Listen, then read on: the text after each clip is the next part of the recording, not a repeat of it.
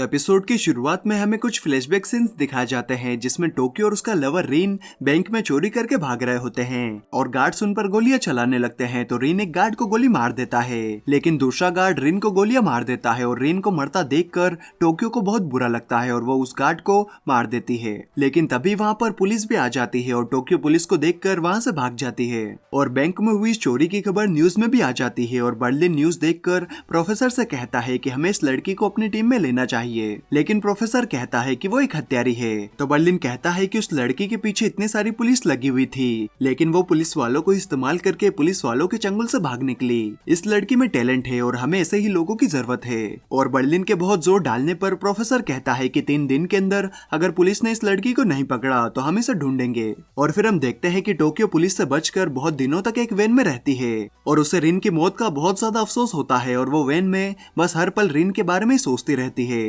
और अपने आप को ही कोसती है, क्योंकि रिन बैंक में चोरी नहीं करना चाहता था, लेकिन टोक्यो के कहने पर उसने ऐसा किया था और वो मर गया। और फिर हमें प्रेजेंट टाइम का सीन दिखाया जाता है और सगास्ता की टीम पर टोक्यो गोली चलाने लगती है और वो सब भी कवर लेकर टोक्यो, डेनवर और मनीला को मारने की कोशिश करते हैं। और टोक्यो और डेनवर दरवाजे को बंद करने का सोचते हैं, जिसके लिए वो वहां पर पड़े एक बड़े से लोहे के टुकड़े को गेट के आगे लगाने की कोशिश करते हैं। और वहीं दूसरी तरफ सगास्ता की टीममेट पूरे दरवाजे को मशीन गन से उड़ा देती है, लेकिन तभी टोक्यो एक चिकन के अंदर बम को घुसाकर उनके पास फेंक देती है और मौके का फायदा उठाकर वो तीनों लोहे के टुकड़े को गेट पर लगा देते हैं। और फिर हमें एक और फ्लैशबैक का सीन दिखाया जाता है 4 साल पहले का, जब रिन और टोक्यो एक साथ घूम रहे होते हैं और बात कर रहे होते हैं कि वो दोनों एक दूसरे के साथ ही रहना चाहते हैं और वो दोनों पैसा कमाने के लिए जॉब में इतना सारा काम करते हैं, लेकिन उन्हें ज्यादा कुछ नहीं मिलता।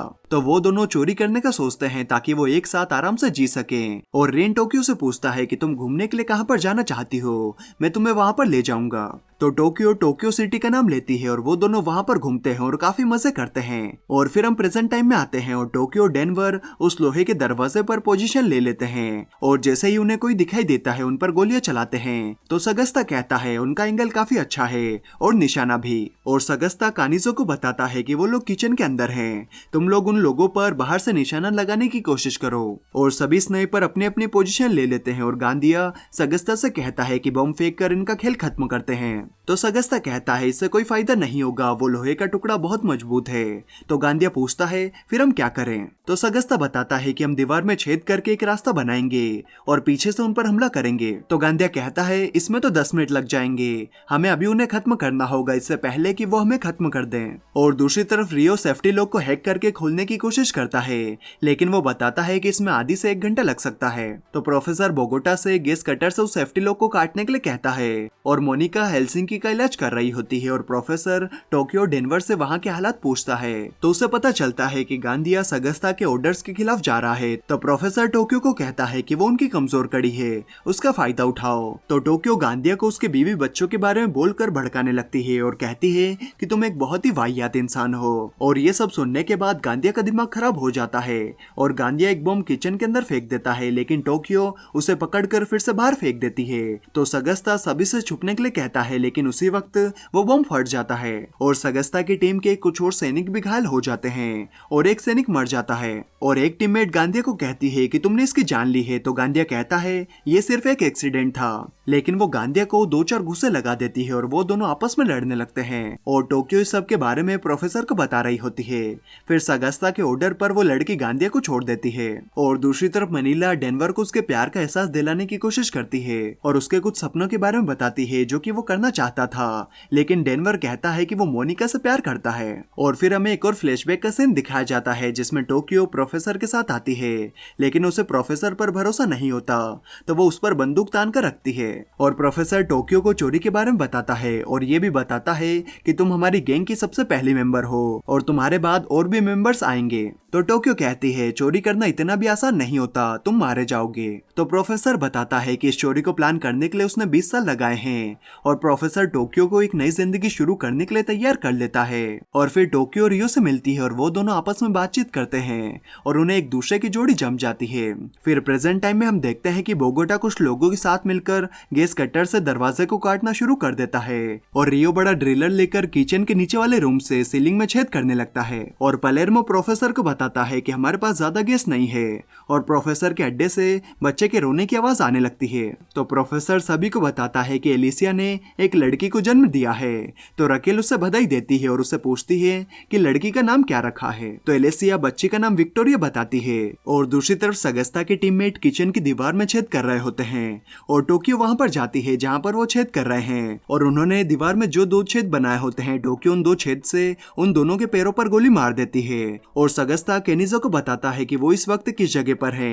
और केनिजो के साथ सभी बाकी स्नाइपर भी गोलियां चलाने लगते हैं। और टोक्यो और डेनवर वहां से भागने की कोशिश करते हैं। तो डेनवर तो बच जाता है, लेकिन टोक्यो को 5 गोलियां लग जाती है। और डेनवर टोक्यो को खींचकर सुरक्षित जगह पर लाता है ताकि उसे और गोलियां ना लगे। और डेनवर प्रोफेसर को बताता है कि टोक्यो के हाथ पैरों में गोलियां लगी है। और प्रोफेसर उन्हें बताता है कि पलेर्मो और बाकी सभी गेट को तोड़ने की कोशिश कर रहे हैं, लेकिन उन्हें थोड़ा और वक्त लगेगा और तुम लोगों को जब तक बचकर रहना होगा। तो डेनवर कहता है हम लड़ेंगे और बचेंगे। और सगस्ता अपने एक सैनिक को सेफ्टी लॉक के आगे खड़ा कर देता है और कहता है कि जैसे ही वो लोग बाहर निकले उन सभी को भून देना। और बाकी बचे सैनिकों के साथ सगस्ता दूसरी पोजीशन ले लेता है। और फिर डेनवर कवर के लिए वहां पर एक पोजीशन बनाता है और अटैक करने के लिए तैयार हो जाता है। और प्रोफेसर को बोलता है कि यहाँ से निकलने का और कोई रास्ता नहीं है। लेकिन तभी मोनिका डेनवर को एक रास्ते के बारे में बताती है। और जब डेनवर उस रास्ते को देखता है तो वो कहता है ये करीब 6 फ्लोर तक गहरा होगा। और टोक्यो डेनवर और मनीला को नीचे जाने के लिए कहती है,